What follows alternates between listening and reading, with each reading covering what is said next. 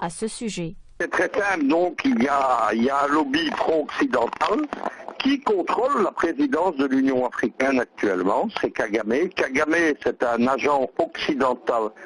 Il a fait de son pays le porte-avions des États-Unis dans la région des Grands Lacs depuis 1995.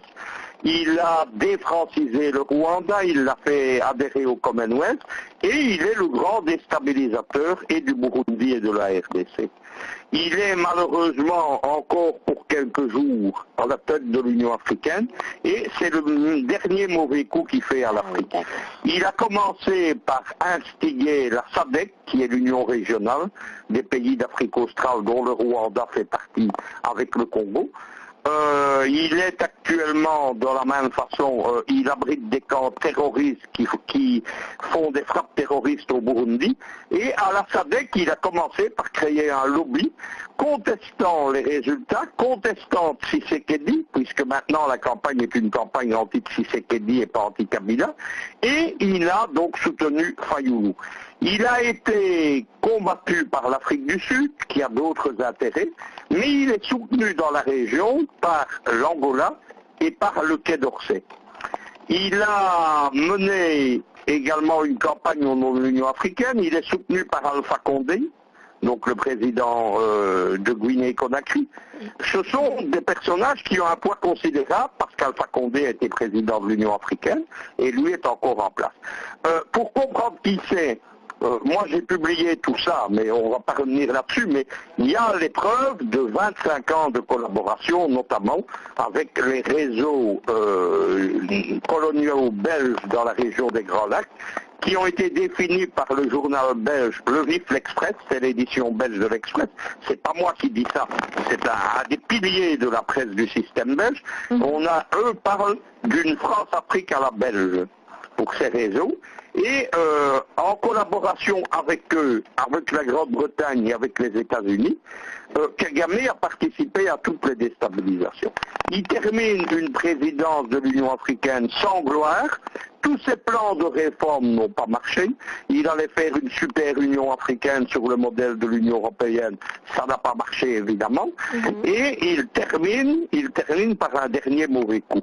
Il faut rappeler quelque chose, ce n'est pas la première fois, puisque il y a quelques mois, il a tenu à Paris, avec Macron et le président angolais Lourenço, une réunion qui voulait justement régler le compte de la RDC, sans participant d'un représentant congolais. Le ministre congolais de l'information, Lambert Mende, à l'époque a répondu que c'était une espèce de nouvelle conférence de Berlin en 1885 où on avait décidé du sort de l'Afrique sans les Africains.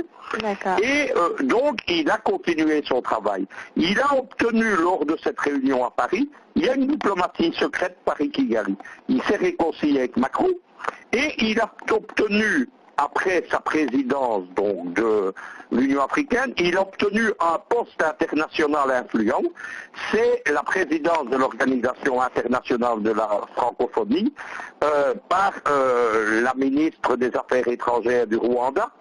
C'est une dame comme le régime Kagame qui est anti-française, qui a contribué à la fin du français au Rwanda. Il n'y a plus que la génération qui a connu l'ancien régime qui parle le français, les cours se donnent en anglais, et donc c'est ces gens-là qui ont en main les destinées de la francophonie. Ça va lui donner un poste de nuisance internationale, notamment dans toute l'Afrique. Mais contre ça, c'est pour ça qu'on parle de diplomatie secrète, on ne sait pas ce qu'il a promis à Macron. On le sait maintenant, on comprend, ce qu'il a promis, c'est l'installation d'un régime pro-occidental en République démocratique du Congo, puisque vous avez peut-être remarqué que les États-Unis soutiennent le mouvement, mais c'est Paris qui est à l'assaut du tandem maintenant Tshisekedi-Kabila, c'est le Quai d'Orsay. Alpha Condé, lui, c'est encore plus simple. Vous savez que le grand déstabilisateur de l'Afrique, c'est George Soros. Oui. George Soros qui a une galaxie de médias, qui a une galaxie de fondations, notamment les Open Society Foundation. Il a deux adjoints puissants, le milliardaire anglo-saoudien, mais il a un passeport britannique, Mo Ibrahim, qui est spécialisé dans les médias, les instituts de sondage, etc.